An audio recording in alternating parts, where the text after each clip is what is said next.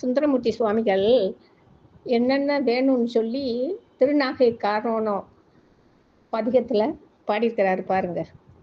இதை பாடினா நமக்கும் வறுமையெல்லாம் நீங்கும்.